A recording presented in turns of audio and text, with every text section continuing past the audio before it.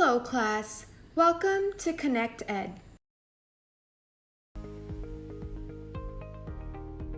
Children, today we will start with the chapter titled The Selfish Giant by Oscar Wilde. It is a story that deals with human love for animals and nature. The story shows how love and care can melt the hardest of hearts and cultivate emotions when there seems to be none. We have always heard our elders telling us to show love and care towards each other. We are told to be polite, not to be selfish. All this is taught so that we can adapt to good manners. So today, we will listen and understand a similar story where we will learn how being selfish can affect us. Students, by the end of this chapter, you will be able to understand that everyone specializes in something. This story will enable you to learn new words and phrases. It will help you learn better and effective ways of communication. You will also attain a better hold of your English language. Now, students, read out the chapter loudly with me. If you get stuck anywhere, I'm here to assist you. So let's start reading this together. We will begin with the first part. Every afternoon, as they were coming from school, the children used to go and play in the giant's garden. It was a large, lovely garden with soft green grass. Here and there over the grass stood beautiful flowers like stars, and there were 12 peach trees that in the springtime broke out into delicate blossoms of pink and pearl, and in the autumn bore rich fruit. The birds sat on the trees and sang so sweetly that the children used to stop their games in order to listen to them. "How happy we are," they cried to each other. One day the giant came back. He had been to visit his friend, the Cornish ogre, and had stayed with him for 7 years. When he arrived, he saw the children playing in the garden. "What are you doing here?" he cried in a very gruff voice, and the children ran away. "My own garden is my own garden," said the giant. "Anyone can understand that, and I will allow nobody to play in it but myself." So he built a high wall all around it and put a notice board. "Trespassers will be prosecuted." He was a very selfish giant. Very well, the giant's garden was very beautiful. It had beautiful blooming flowers. The trees had fruits. Birds used to sing sweetly. Children loved to play in it. Every afternoon, as they were coming from school, they used to enter the large, lovely garden with flowers and peach trees. But the giant was selfish. One day when he returned home after 7 years of staying with his friends, he saw the children playing in the garden. He shouted at them angrily and they ran away. The giant decided not to allow anybody else to play there, so he built a high boundary wall around it. He also put up a notice that outsiders entering the garden will be punished. Now we move on to the second part, Part 2. The poor children had now nowhere to play. They tried to play on the road, but the road was very dusty and full of hard stones, and they did not like it. They used to wander around the high walls when their lessons were over and talk about the beautiful garden inside. "How happy we were there," they said to each other. Then the spring came, and all over the country there were little blossoms and little birds. Only in the garden of the selfish giant it was still winter. The birds did not care to sing in it as there were no children, and the trees forgot to blossom. Once a beautiful flower put its head out from the grass, but when it saw the notice board, it was so sorry for the children that it slipped back into the ground again and went off to sleep. The only people who were pleased were the snow and the frost. "Spring has forgotten this garden," they cried, "so we will live here all the year round." The snow covered up the grass with a great white cloak, and the frost painted all the trees silver. Then they invited the north wind to stay with them, and he came. He was wrapped in furs and he roared all day about the garden and blew the chimney pots down. "This is a delightful spot," he said. "We must ask Hail on a visit." So the Hail came. Every day for 3 hours he rattled on the roof of the castle till he broke most of the slates, and then he ran round and round the garden as fast as he could go. He was dressed in gray and his breath was like ice. "I cannot understand why the spring is so late in coming," said the selfish giant as he sat at the window and looked out at his cold white garden. "I hope there will be a change in the weather." But the spring never came, nor the summer. The autumn gave a golden fruit to every garden, but to the giant's garden she gave none. "He is too selfish," she said.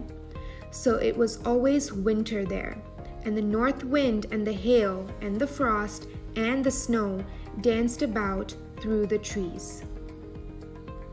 Good. The poor children had no other place to go. They didn't like to play on the dusty road full of stones. They imagined how beautiful it was to play in the garden. Then the spring came all over the country. Only in the garden of the selfish giant it was still winter. No flowers bloomed and no birds sang. Once a flower sprouted from the grass, but after seeing the bulletin board, he also fell asleep again. He was sad to see these winters all around him. The only visitors were the snow and the frost, which painted all the trees silver. The north wind roared there all day. It also asked the hailstones to come. The giant wondered why the spring passed by his garden. It was always cold there. The garden became a cold, dry, and ugly place. The giant could not understand the situation as the rest of the places enjoyed enriching sunshine and plentiful fruits and blooming flowers. He became sad and morose. Now let's proceed to the next part. One morning the giant was lying awake in bed when he heard some lovely music. It sounded so sweet to his ears that he thought it must be a king's musician passing by. It was really only a little linnet singing outside his window, but it was so long since he had heard a bird singing in his garden that it seemed to him to be the most beautiful music in the world. Then the hail stopped dancing over his head, and the north wind ceased roaring, and a delicious perfume came to him through the open casement. "I believe the spring has come at last," said the giant, and he jumped out of bed and looked out. One morning he heard some lovely music of a linnet songbird outside his window. He jumped out of bed and looked out. He saw a wonderful sight. The children had crept in through a hole in the wall. They were sitting on the branches of trees, which gladly welcomed them with flowers. Only in one corner it was still winter. A small boy was wandering all around the tree and crying. He was too small to climb up. He saw a most wonderful sight. Through a little hole in the wall, the children had crept in, and they were sitting in the branches of trees.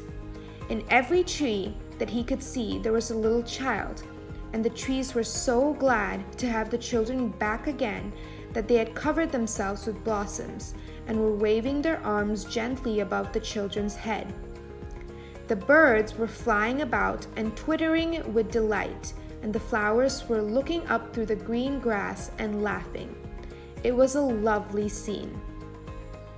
Only in one corner it was still winter.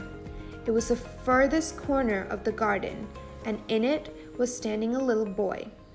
He was so small that he could not reach up to the branches of the tree, and he was wandering all round it, crying bitterly. The poor tree was still covered with frost and snow, and the north wind was blowing and roaring above it. "Climb up, little boy," said the tree, and it bent its branches down as low as it could, but the boy was too tiny, and the giant's heart melted as he looked out. "How selfish I have been," he said. "Now I know why that spring would never come here. I will put the poor little boy on the top of the tree, and then I will knock down the wall, and my garden shall be the children's playground forever and ever." He was really very sorry for what he had done. Very well. One morning, the giant hears what sounds like lovely music outside his window, and so sweet to his ears that he thought it might be the king's musician passing by. It is actually a linnet chirping its songs, yet the time the giant had spent without hearing bird songs has made it sound incomparably beautiful to him. He jumped out of bed and looked out. He saw a wonderful sight. Then the giant hears that the forces of winter have stopped their assault on his home, and he smells the aroma of flowers wafting in through the window. Spring seems to have arrived at last. He saw the children entering his garden through a small hole. The children were sitting on tree branches and the trees were blooming. He also saw the birds fly and heard them chirp. The flowers had also risen, but to his surprise, winter was still in one corner. He saw that a boy was standing there and he could not reach the branches of the trees. The tree lowered its branches, but still it could not climb. So he crept downstairs and opened the front door quite softly and went out into the garden. But when the children saw him, they were so frightened that they all ran away, and the garden became winter again. Only the little boy did not run, for his eyes were so full of tears that he did not see the giant coming. And the giant stole up behind him and took him gently in his hands and put him into the tree. And the tree broke at once into blossom, and the birds came and sang on it, and the little boy stretched out his 2 arms and flung them round the giant's neck and kissed him. And the other children, when they saw that the giant was not wicked any longer, came running back, and with them came spring. "It is your garden now, little children," said the giant, and he took a great axe and knocked down the wall. And when the people were going to the market at 12 o'clock, they found the giant playing with the children in the most beautiful garden they had ever seen. Good. So children, after the giant saw this beautiful sight, he hurried towards the garden. As he stood near the garden, the children were so frightened that they ran away. The garden became winter again after the children left. The giant found the little boy still standing near the tree. He stood behind him and picked him in his arm. He put him onto the tree. The tree blossomed again. The boy hugged and kissed him. Other children found the giant to be in a jolly mood, so they came back. Now the spring was back as the children came back. The giant broke down the wall. People passing by saw him playing with the kids. People were amazed at seeing the most beautiful garden ever. All day long they played, and in the evening they came to the giant to bid him goodbye. "But where's your little companion?" he said. "The boy I put into the tree. The giant loved him the best because he had kissed him." "We don't know," answered the children. "He has gone away. You must tell him to be sure and come tomorrow," said the giant. But the children said that they did not know where he lived and had never seen him before, and the giant felt very sad. Every afternoon when school was over, the children came and played with the giant. But the little boy whom the giant loved was never seen again. The giant was very kind to all the children, yet he longed for his little friend and often spoke of him. "How I would like to see him," he used to say. Years went by, and the giant grew very old and feeble. He could not play about anymore, so he sat in a huge armchair and watched the children at their games and admired his garden.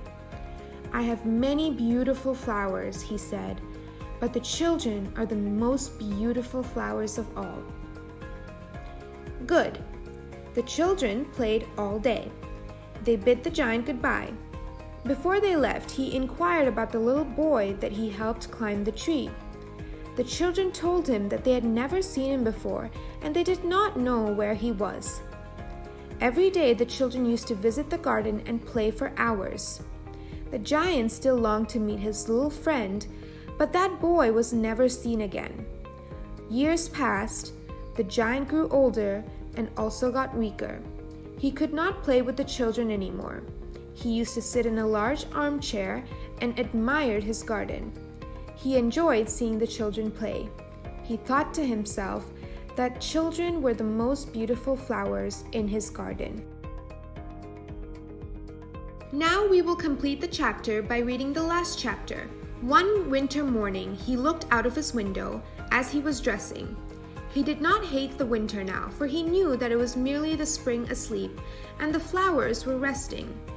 Suddenly, he rubbed his eyes in wonder and looked and looked. It certainly was a marvelous sight. In the farthest corner of the garden was a tree quite covered with lovely white blossoms. Its branches were golden, and silver fruit hung down from them, and underneath it stood the little boy he had loved.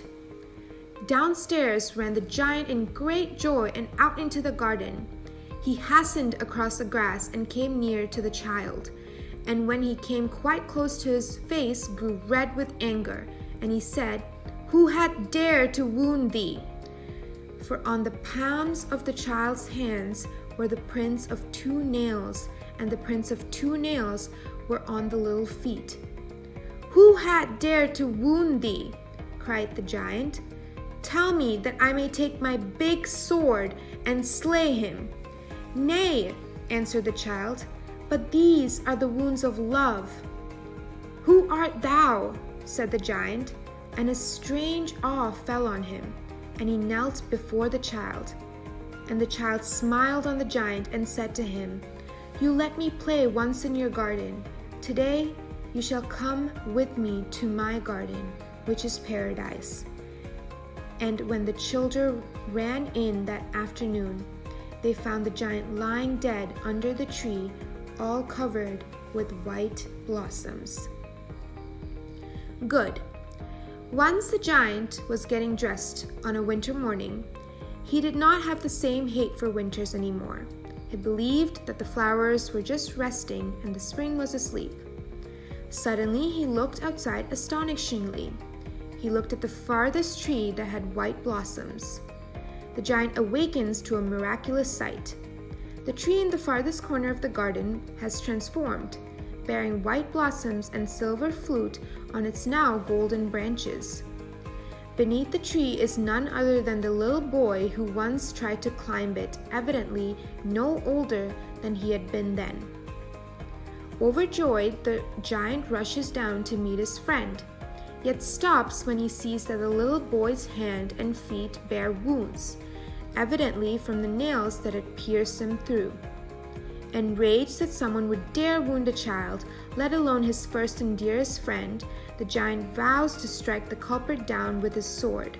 But the child bids him peace. "Nay," he says, "but these are the wounds of love." At this moment, the giant realizes that he is in the presence of no ordinary child. "Who art thou?" he asks, reverently kneeling before the boy. The little boy does not answer the giant directly, but rather says, "You let me play once in your garden. Today you shall come with me to my garden, which is paradise."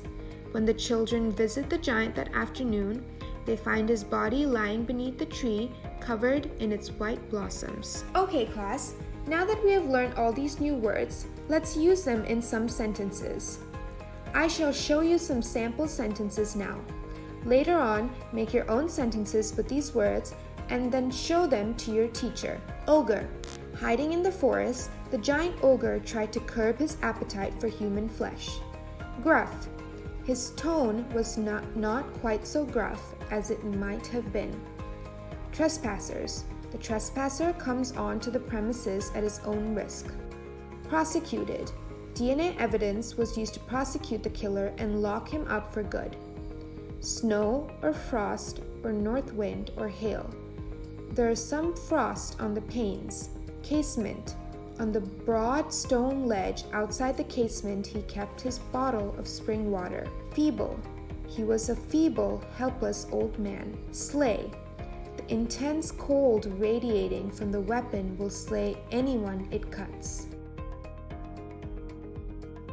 Children, now that the chapter is finished, let's look at some fun exercises now. You have 5 minutes to try these questions out. Why did the children go to the giant's garden? Where do giants go for 7 years? Why didn't spring enter the giant's garden? Why were the snow and the frost happy? How did the giant react to the child?